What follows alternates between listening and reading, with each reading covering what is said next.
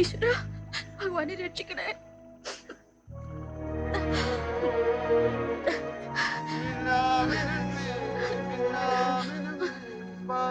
കണ്ണുള്ള കുഞ്ഞ് ൂരിരു കാട്ടിൽ നിൽക്കുന്നുണ്ടോ, അക്കരെ കുഞ്ഞുണ്ടോ, കണ്ണീർ പുഴവത്തിൽ നിന്നെ തനിച്ചാക്കി പോയതാരാണ്, ദൂരെ പോയതാരാണ്. മിന്നാമിനുങ്ങി മിന്നിത്തിളങ്ങും നക്ഷത്രലോകമില്ലെങ്കിൽ ഞാൻ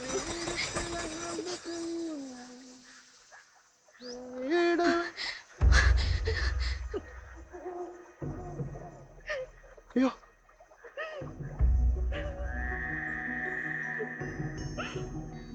നീയോ? നീ എന്തിനാ എവിടെ വന്നിരിക്കുന്നത്? ആ, കരയാ കാര്യം പറ. എടി, എന്തിനാ കരയുന്ന? എനിക്ക് പേടിയാ. പേടിയുള്ളവരിങ്ങനെ ഇരുട്ടത്തൊന്നും ഒറ്റയ്ക്ക് ഇരിക്കായ്യ? അതല്ല, എനിക്ക് പേടിയാ. കല്യാണം കഴിക്കണ്ട. കരയണ്ട. നിനക്ക് ഇഷ്ടമല്ലാത്ത കല്യാണം നടത്താൻ ഞാൻ കൂട്ടുവയ്ക്കില്ല. പോരെ? വല്യമ്പേരല്ലേ പറഞ്ഞ? സൗകര്യം പറ, ഞാൻ പറഞ്ഞോളാം വല്യമ്പേരോട്. ഇത് പറ, ഈ രാത്രി ഇങ്ങോട്ട് വരണോ? നേരം വെളുത്തിട്ട് പറഞ്ഞാ പോരെ? അല്ല, അതിന് ഞാനിവിടെ ഉണ്ടാവും നിന്നോട് ആര് പറഞ്ഞു? ആരും പറഞ്ഞില്ല. പിന്നെ ഞാൻ പുഴയെ ചാടി ചാവാൻ വന്നതാ. ചാവാന്? എന്തിനാ ചാവുന്നേ? വിളിപൊടി പൊട്ടിക്കളി. ചാവാൻ വന്നിരിക്കുന്നു.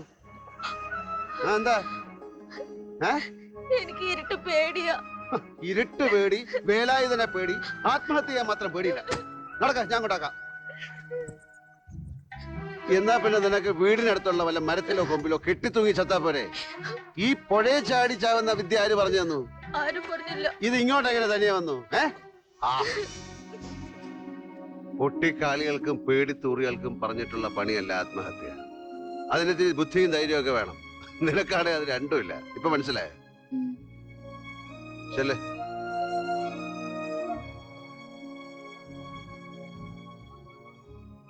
പേടിക്കണ്ട, നീ ഉമ്മറത്ത് എത്തിയിട്ടേ ഞാൻ പോവും. ചെല്ലേ.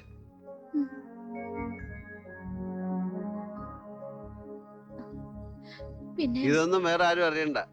നാണക്കേടാ. നിനക്കല്ല, എനിക്ക്. കേട്ടോ? വയ്ക്കോ.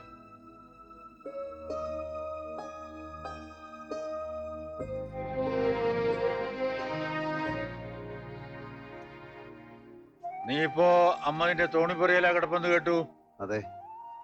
പെണ്ണും കെട്ടി അവളെയും കൊണ്ട് അങ്ങോട്ടാണോ പോകാൻ ഉദ്ദേശിക്കുന്നത്? ഒരു വീട് വെക്കണമെങ്കിൽ കാശൊക്കെ കരുതിയിട്ടുണ്ടോ? കാശൊക്കെ ഉണ്ടാക്കാം. ആ, എന്നിട്ട് എവിടെ വീട് വെക്കാൻ പോകുന്നത്? അത് ഈ പറമ്പിൽ പറ്റുമോ?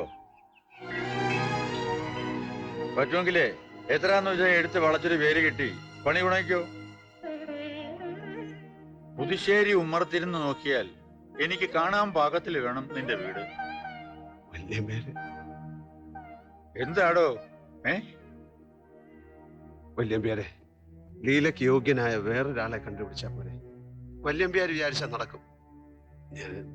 എന്നെ അവൾക്ക് ഇഷ്ടമാവില്ല എന്ന് അവള് പറഞ്ഞോ? അത് പറഞ്ഞില്ല. എന്നാലും ഇഷ്ടമല്ലെങ്കിൽ ഇഷ്ടമായിക്കോളും. നീ ഞാൻ പറയും പോലെ കേട്ടാ മതി. മനസ്സിലായോ? ചായ വെള്ളം എന്തേലും വേണ്ട, പിന്നമ്പുറത്തേക്ക് ചെല്ലേ.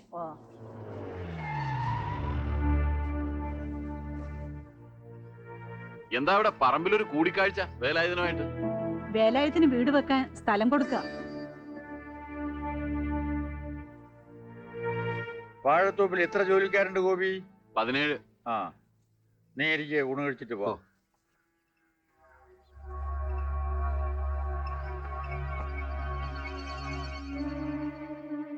എന്റെ നെഞ്ചത്ത് ചവിട്ടിയിട്ട് നീ ആ പറമ്പിൽ വീടും കെട്ടി പെണ്ണും പെടക്കോഴിയായിട്ട് താമസിക്കുമല്ലേ?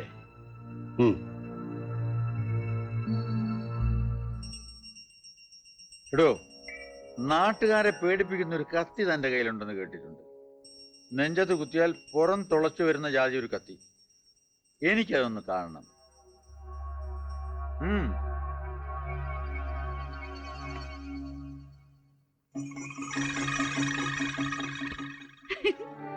ആ, ഇതാണോ?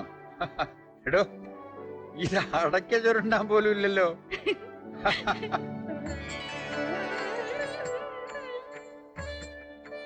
പൂജിച്ച ചരട്. നിന്റെ കൈ തരിക്കാതിരിക്കാനാ. നീ ആരെയും തല്ലില്ല, കുടിക്കില്ല എന്ന് സുബ്രഹ്മണ്യൻ സാക്ഷിയായി ലീലയ്ക്ക് വാക്ക് കൊടുക്കുക.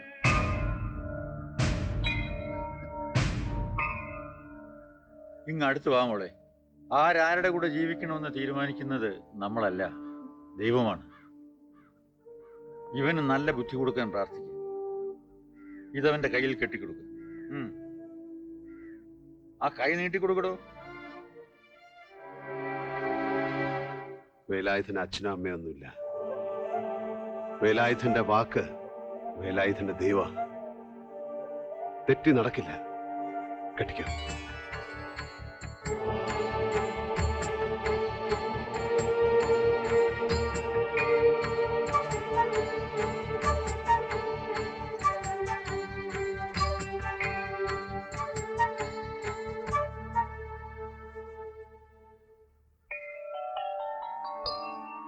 ഇപ്പൊ തൊട്ട് വേലായുധന് വ്രതം.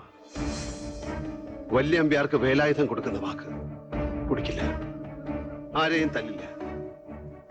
ഈ വ്രതം തെറ്റേണ്ടി വന്നാൽ, ആരെയെങ്കിലും ഇനി തല്ലേണ്ടി വന്നാൽ, പിന്നെ വേലായുധം നിങ്ങളുടെ ആരുടെ മുന്നിൽ വരില്ല. ഈ മുള്ളംകൊല്ലി വിട്ട് എങ്ങോട്ടെങ്കിലും പോകും.